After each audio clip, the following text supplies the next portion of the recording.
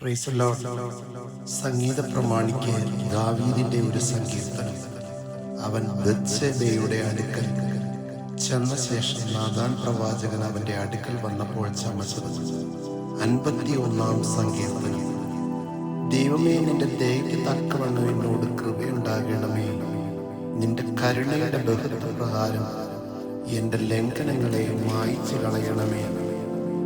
എന്നെ നന്നായി കഴുകി എൻ്റെ അകത്യം പോക്കണമേ.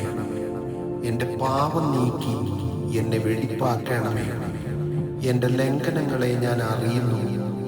എൻ്റെ പാപം എപ്പോഴും എൻ്റെ മുമ്പിലിരിക്കുന്നു. നിന്നോട് തന്നെ ഞാൻ പാപം ചെയ്തു.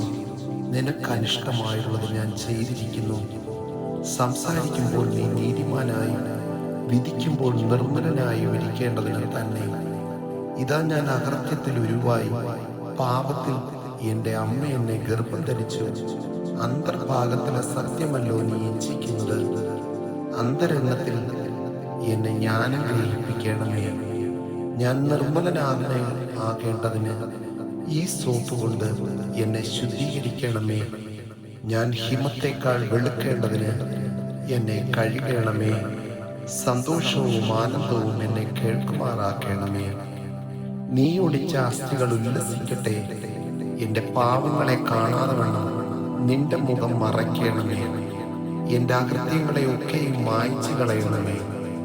ദൈവമേ, നിർമ്മലമായൊരു ഹൃദയം എന്നിൽ സൃഷ്ടിച്ച് സ്ഥിരമായൊരു ആത്മാവിനെ എന്നിൽ പുതുക്കണമേ.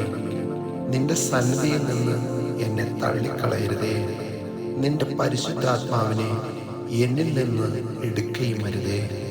നിന്റെ രക്ഷയുടെ സന്തോഷം എനിക്ക് തിരികെ തരണമേ. മനസ്സൊരുക്കമുള്ള ആത്മാവിനാൽ എന്നെ താങ്ങണമേ. അപ്പോൾ ഞാൻ അതിക്രമക്കാരോട് നിന്റെ വഴികളെ ഉപദേശിക്കും.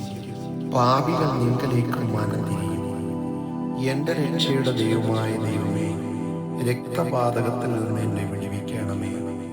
എന്നാൽ എൻ്റെ നാവ് നിന്റെ നീതിയെ ഘോഷിക്കും.